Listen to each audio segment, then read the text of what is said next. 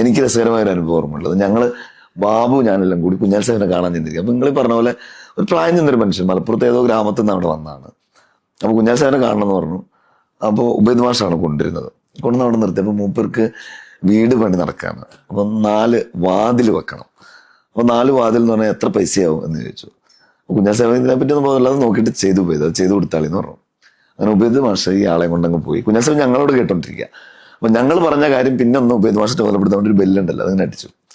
ഉബൈദ് മാഷ് പറഞ്ഞു, ഷിബും ബാബു ഇങ്ങനെ പറയുന്നുണ്ട്, എന്താന്ന് നോക്കണം എന്ന് പറഞ്ഞതിന്റെ ഇടയ്ക്ക് പിന്നെ ചോദിച്ചു, അതെന്തായി മൂപ്പര കാര്യം?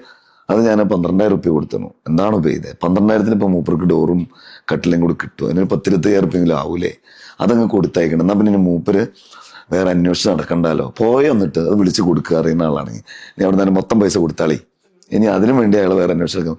അപ്പൊ ഇത് പറഞ്ഞ് ഏൽപ്പിച്ചിട്ട് പിന്നെ ആ മുറിയിൽ ഞാനും ഉബൈദ് മാഷും ബാബുവും കൂടി ഒരുമിച്ചാണ് ഇറങ്ങുന്നത്. അപ്പൊ ഉബൈദ് മാഷ് ചെറിയ ചൂടില്ല, മൂപ്പര് ഇങ്ങനെ പറഞ്ഞുകൊണ്ടിരിക്കും, എത്ര ആളാ വരുന്നത്, ഇത് എത്രയൊക്കെ കൊടുക്കണം, ഇത് 12,000 കൊടുത്തില്ലേ, അത് ഒപ്പിച്ച് കൊടുത്തിട്ടത് പലരും ഡീൽ ചെയ്യണല്ലോ, ഭാഷ പറഞ്ഞിട്ട് കാര്യമില്ല.